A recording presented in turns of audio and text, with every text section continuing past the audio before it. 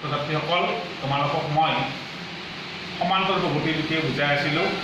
সমান্তৰ প্ৰগতিৰ এটা সূত্ৰও দিছিলোঁ যে nতম পদ সমান a plus n minus 1 into b। a মানে কি? a মানে হৈছে প্ৰথম পদ, n মানে হৈছে পদসংখ্যা আৰু b হৈছে সাধাৰণ অন্ত। এই সূত্ৰটো প্ৰয়োগ কৰি আমি এতিয়া খালী ঠাই পূৰণ কৰিম। কেনেকুৱা খালী ঠাই পূৰণ? তোমালোকৰ অনুশীলনীৰ 5টোৰ 3 নম্বৰ কুৱেশ্যনটোত আছে তলৰ খালী ঘৰবোৰ পূৰ কৰা। প্ৰথম সংখ্যা আছে 2, প্ৰথম পদ 2 আৰু শেষ পদ আছে কিমান? 26। দ্বিতীয় পদটো উলিয়াব লাগে। ইয়াত চোৱা, ইয়াত প্ৰথম পদ a কিমান দিয়া আছে? 2 দিয়া আছে। আৰু তৃতীয় পদ কিমান দিয়া আছে?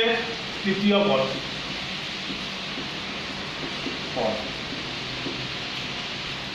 তৃতীয় পদ কিমান দিয়া আছে? 26।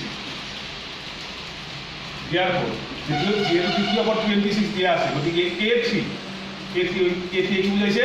তৃতীয় পদ বুঝাইছে। ইকুয়াল টু কিমান? 26। a3 মানে কিমান?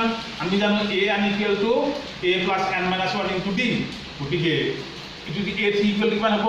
a মানে কি? প্ৰথম পদ a প্লাস n মাইনাস 1 কেই নম্বৰ পদ? 3 নম্বৰ পদ 3 মাইনাস 1 ইনটু d। d আমি জানো নে? d আমাক দিয়া নাই, নাজানো। গতিকে d to a equal to 26। this gives 2 plus c এর পৰা 1 বিয়োগ কৰিলে কিমান হ'ব? 2 into d equal to 26। this gives twice d equal to 26 plus 2 টো সমান চিহ্ন ফালে গ'লে minus 2। this gives d equal to 26 এর পৰা 2 গ'লে কিমান হ'ব? 24। 26 minus 2 equal to 24 divided by 2। this gives d equal to 2 দিয়ে সব কিছু হৰণ কৰিলে কিবা যাব? 12 পদ। গতিকে এই সমান্তৰ বৰ্গটোৰ সাধাৰণ অন্ত কিমান? 12। আমাক দ্বিতীয় পদ উলিয়াব দিছে। এতিকে দ্বিতীয় পদ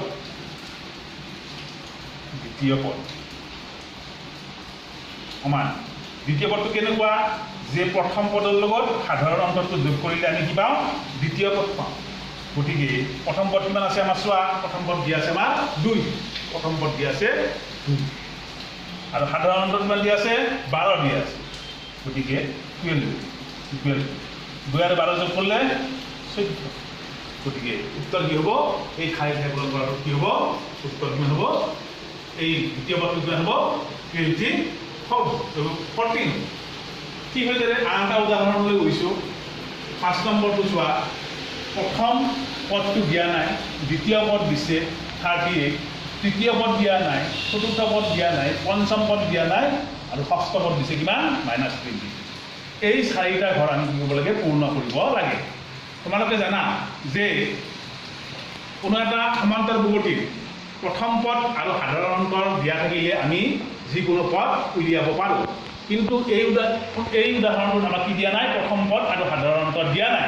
গতিকে আমি ইয়াত কি কৰিব লাগিব? প্ৰথম পদ আৰু সাধাৰণ অন্তৰ উলিয়াই ল'ব লাগিব। কেনেকৈ সমাধান কৰি চোৱা।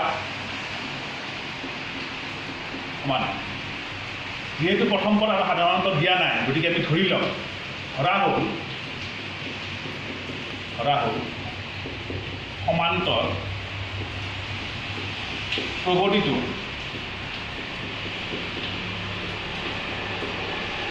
প্ৰথম পদ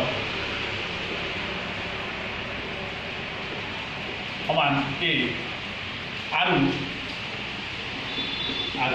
সাধাৰণ অন্তৰ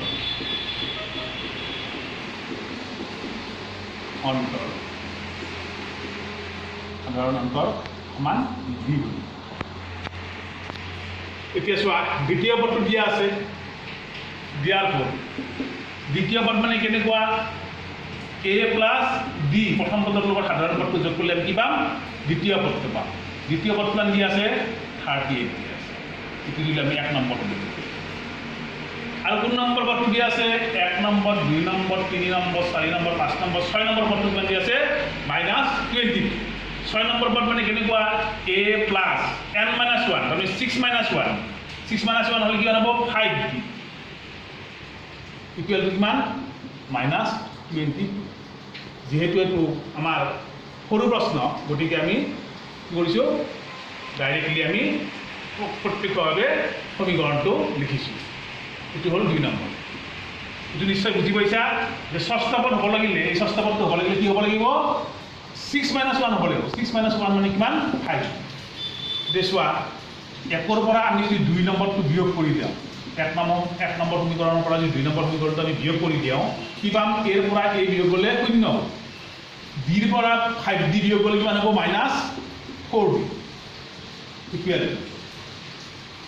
নেক্সট এইটোৰ পৰা এইটো বিয়োগ কৰিলে তলৰ চিহ্নটো কি হ'ব চেঞ্জ হ'ব মাইনাছ থাকিলে প্লাছ হয় কি হ'ব 8 + 2 10 ৰ 0 হাতে থাকিলে 1 3 দিয়ে 5 একে 6 কিমান হ'ব 6 this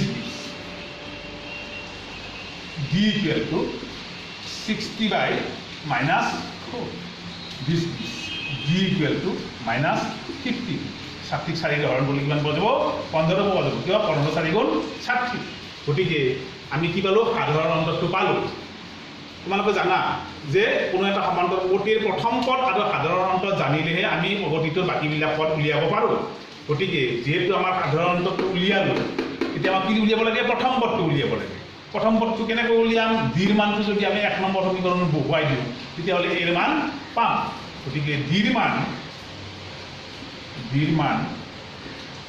কি কৰিম 1 নং সমীকৰণ বহুৱাই পাওঁ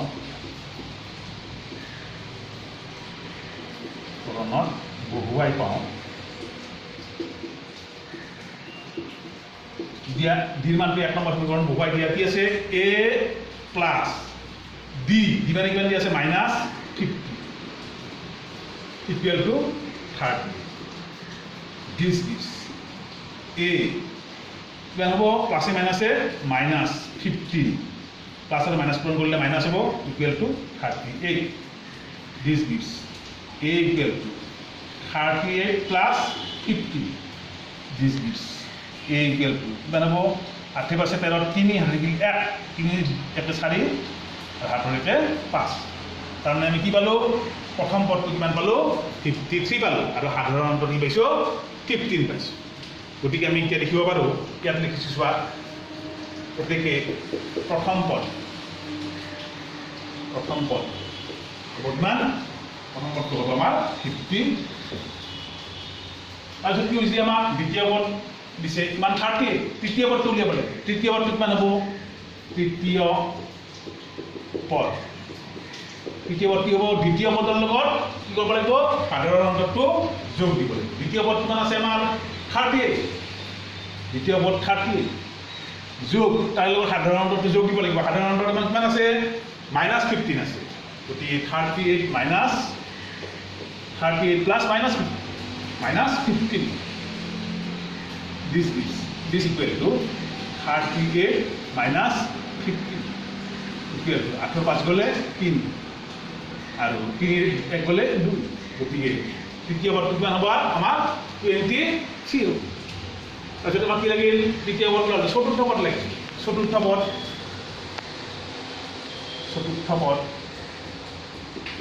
মানে কিমান তৃতীয় পদৰ লগত কি দিব লাগিব সাধাৰণ অন্তৰটো যোগ দিব লাগিব সাধাৰণ অন্তৰ কিমান আছে -15 গতিকে সাধাৰণ অন্তৰটো যোগ দিয়া -15 যোগ দিলে কিমান হ'ব 23 -50